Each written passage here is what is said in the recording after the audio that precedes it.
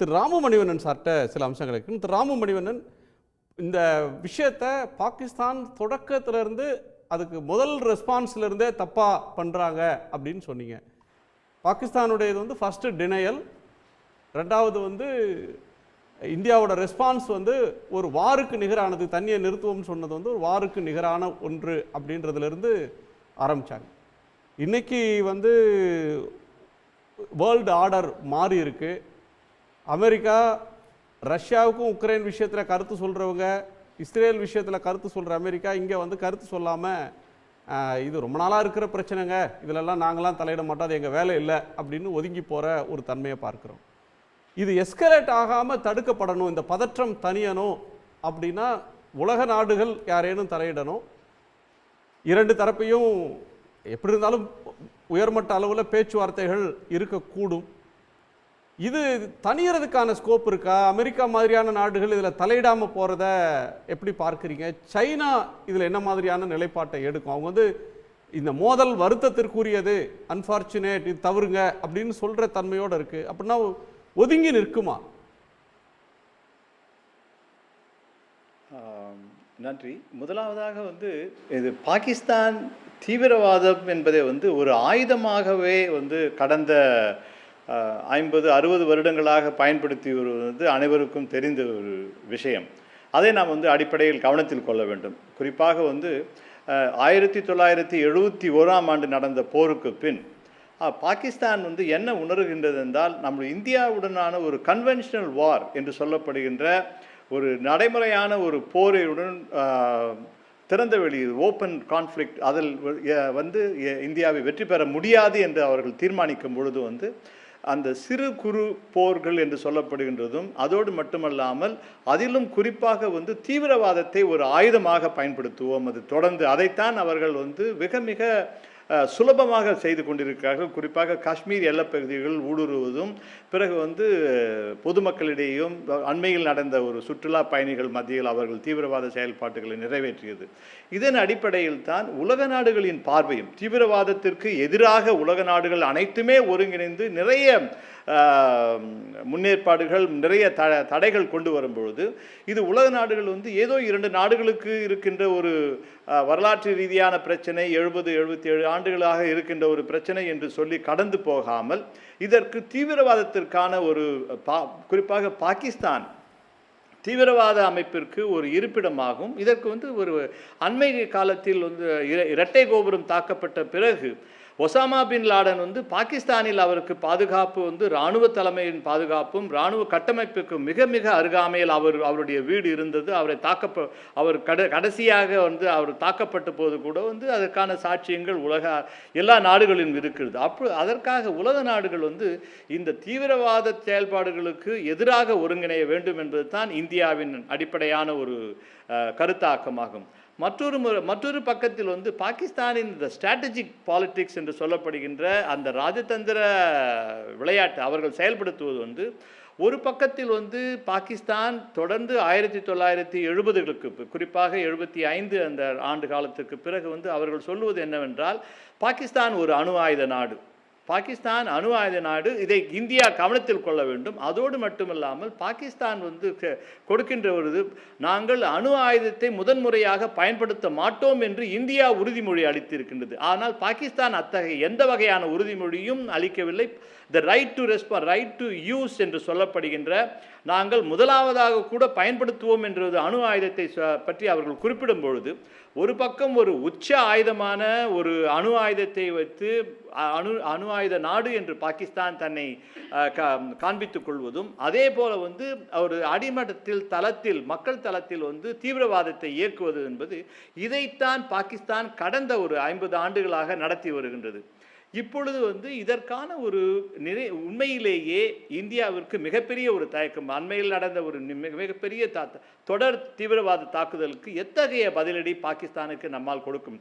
தீவிரவாத தாக்குதலுக்கு நீங்கள் துல்லிய தாக்குதல் அல்லது குறிப்பிட்ட சில மணி நேரங்களில் தாக்குதல்கள் நடத்தி ஒரு முடிவுக்கு கொண்டு வரலாம். ஆனால் இந்த ஒரு ராஜதந்திர ரீதியாகவும் புவிசார் அரசியல் ரீதியாகவும் அணு ஆயுதத்தை ஒரு பக்கம் வைத்திருந்து மறுபக்கத்தில் தீவிரவாதத்தை நடத்தும் பொழுது தான் இப்பொழுது இது வெட்ட வெளிச்சமாயிருக்கிறது. என்னவென்றால் இந்த ஒரு அரசாங்கத்தின் குறிப்பாக வந்து முதல் ஏப்ரல் 22ஆம் தேதிக்கு பிறகு அவர்கள் பஹல்காம் நிகழ்வுக்கு பிறகும் கூட அவர்கள் அணு ஆயுதம் பாகிஸ்தான் ஒரு அணு ஆயுத நாடு என்று தொடர்ந்து பேசி வந்த பொழுது இந்தியாவிலிருந்தும் சொல்லப்பட்ட ஒரு கருத்து என்னவென்றால், பாகிஸ்தான் அணு ஆயுதம் அளித்தால் அதே போல் இந்தியாவும் கூட பாகிஸ்தானை விட வலிமையான ஒரு அணு ஆயுதம் கொண்ட ஒரு நாடு என்பதை பாகிஸ்தான் அரசுக்கு தெளிவுபடுத்துவதோடு மட்டுமல்லாமல், நாங்கள் இதை பயன்படுத்த போவதில்லை, ஆனால் அதற்கான ஒரு போர் மூலமேயானால் நிச்சயமாக இந்த களத்தை விட்டு இந்தியா விலகவும் போவதில்லை என்பது அதை திட்டவட்டமாக ஒரு அழுத்தம் திருத்தமாக இந்த ஒரு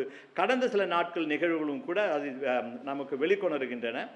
உலக நாடுகளை பொறுத்த மட்டில் அவர்கள் வந்து அவர்களுக்கென்று ஒரு உலக நீதி, இந்த வேர்ல்டு ஆர்டர் என்று சொல்லும் பொழுது வந்து அது வந்து த வெஸ்டர்ன் வேர்ல்டு ஆர்டர் என்று தான் சொல்ல வேண்டும். அதில் வந்து சீனாவும் கூட மிக மிக நீண்ட காலமாக போட்டியிட்டு அதற்கான ஒரு இடத்தை தக்க வைத்து கொண்டது. சீனாவை பொறுத்த வரையில் வந்து நேரடியாக இந்தியாவிற்கு எந்த விதமான அச்சுறுத்தல்களை கொடுக்காவிட்டாலும் கூட சீனா பாகிஸ்தானுடன் த ஸ்ட்ராட்டஜிக் அலையன்ஸ் என்று சொல்லப்படுகின்ற அந்த புவிசார் ஒரு கட்டமைப்பில் கொண்டு இயங்கி வருகின்றது. அதோடு மட்டுமல்லாமல் பாகிஸ்தான் ஆக்குபைட் காஷ்மீர் என்று சொல்லப்படுகின்ற பாகிஸ்தான் ஆக்கிரமிப்பிற்கு உட்பட்ட பகுதியிலிருந்து அக்சாய் சீன் பகுதிகளுக்கு 1965ஆம் ஆண்டுக்கு பிறகு 66-67 காலகட்டத்தில் வந்து அது பாகிஸ்தான் வந்து சீனாவுக்கு கொடுக்கின்றது. இது அடிப்படையான ஒரு கேள்வி என்னவென்றால், இந்த பாகிஸ்தான் ஆக்குபைட் காஷ்மீர் வந்து உண்மையிலே பாகிஸ்தானுக்கு தான் இருக்க வேண்டும் என்றால் எவ்வாறு அக்சாய் சீன் பகுதிகளை வந்து சீனாவிற்கு கொடுக்க முடியும்? ஆதலால் வந்து இது சீனாவிற்கு வந்து கொடுக்கப்பட்ட அந்த ஒரு பரிசாக கொடுக்கப்பட்டது. அதற்கு ஒரு ராஜதந்திர விலையும் பாகிஸ்தான் பெற்றிருக்கின்றது. இதன் அடிப்படையில் தான் இது சீனா என்பது மறைமுகமாக தொடர்ந்து பாகிஸ்தானுக்கு தான் ஆதரவாக இருக்கும். ஆனால் நேரடியாக பாகிஸ்தானுடன் ஆதரவில் இரட்டை குழல் துப்பாக்கியாக செயல்படுவதற்கு வாய்ப்புகள் கிடையாது. ஆனால் என்னை பொறுத்த மட்டில் இந்தியாவை வந்து 71ஆம் ஆண்டு போர் முதல் இப்பொழுதும் கூட நாம் வந்து பாகிஸ்தானை எதிர்கொள்ளும் பொழுது எப்பொழுதுமே நம்முடைய மனதில் அந்த பாகிஸ்தான் சீனா என்ற ஒரு இரட்டை தன்மையை வைத்துத்தான் இந்தியாவின் இராணுவ யுக்திகளும் அதோடு அரசியல் வெளியுறவுத்துறை கொள்கைகளும் தீர்மானிக்கப்படுகின்றன. இதன் அடிப்படையில் சீனாவை நாம் வந்து நியூட்ரலைஸ் என்று சொல்லப்படுகின்ற அதற்கு நிறைய காரணங்கள் இருக்கின்றன. ஒன்று, சீனாவுடனும் இந்தியாவுக்கான தொடர்ந்து வருகின்ற எல்லை பிரச்சனைகள். இதற்கு சீனாவும் வந்து தீர்வு காண வேண்டும். அதோடு மட்டுமல்லாமல் சீனாவுக்கு முக்கியமாக மிக முக்கியமான திபெத் என்ற பகுதியை சார்ந்த ஒரு பிரச்சனை, நாட்டை குறித்த பிரச்சனை இந்தியாவிற்கு வந்து அது வந்து தார்மீகமாகவும் அரசியல் புவிசார் ரீதியாகவும் முக்கியமான பிரச்சனை. இது எந்த வகையிலும் சீனா நேரடியாக பாகிஸ்தானுக்கு ஆதரவாக களத்தில் இறங்குமேயானால் இந்தியா தன்னுடைய கொள்கையை மாற்றிக்கொள்ளலாம். இதை நான் எதற்காக சொல்லுகிறேன் என்றால், நாம் வந்து நம்முடைய சிந்து நதி நீர் பங்கீடு குறித்து நாம் வந்து ஒப்பந்தத்தை இந்தியா விலக்கி வைத்ததாக அறிவித்த பொழுது பாகிஸ்தான் 1972ஆம் ஆண்டு நடந்த சிம்லா ஒப்பந்தத்தை விட்டு நிராகரிப்பதாக கூறியது. நாம் இது 2 ஒப்பந்தங்களுக்கும் கூட மிகப்பெரிய வித்தியாசம் இருக்கின்றது.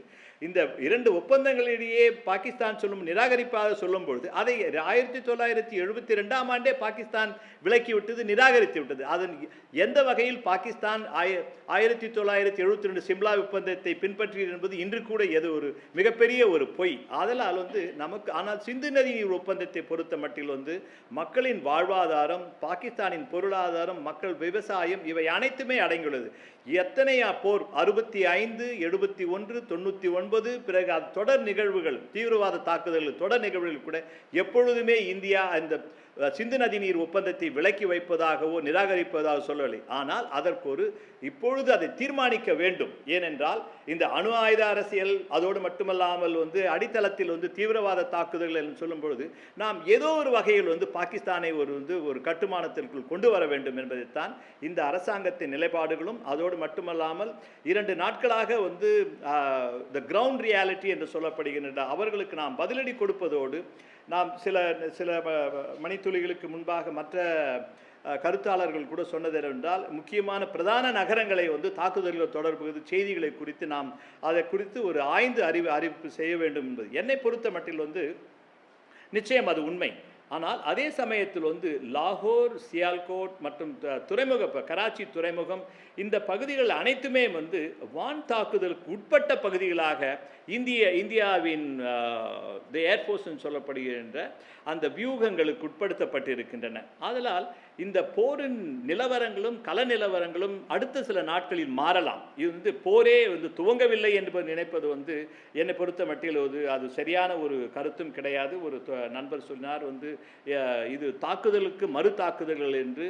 இது தாக்குதலுக்கு மறு தாக்குதல்கள் வந்து 3 நாட்களாக தொடர்ந்து நடைபெறாது. 12 நாட்களுக்கு பிறகு அணு ஆயுதத்தை பற்றி அவர்கள் பேசுவதும் அதோடு மட்டுமல்லாமல் பலுஜிஸ்தானில் நடந்து வருகின்ற அவர்கள் இந்த போர் துவங்கிய பிறகு அந்த அண்மைய 2 நாட்களுக்கு உள்ளாகவே பலுஜிஸ்தானில் அவர்கள் வந்து பலுஜிஸ்தான் லிபரேஷன் ஆர்மி என்று சொல்லப்படுகின்ற பலுஜிஸ்தான் விடுதலை அமைப்பானது சுதந்திர நாடாக அறிவிக்கப்பட வேண்டும் என்று சொல்லப்படுவதும், பிறகு வந்து ஒரு கிளர்ச்சி, அரசியல் இராணுவ கிளர்ச்சி, அந்த உள்நாட்டு கிளர்ச்சி என்பது பாகிஸ்தானில் நடந்து வருகிறது. இந்த எல்லா சூழலையும் எடுத்து பார்க்கும் பொழுது வந்து அங்கே பாகிஸ்தானின் இராணுவமும் அங்கு இருக்கின்ற அரசியல் தலைமைக்கும் கூட முரண்பாடுகள் தீவிரமாகலாம். இதன் மூலமாக ஒரு ஆட்சி மாற்றத்திற்கு கூட த மிலிட்ரி கூ என்று சொல்லப்படி அதற்கு சரித்திர ரீதியாக பாகிஸ்தானின் வரலாற்று சாறுகள் இருக்கின்றன.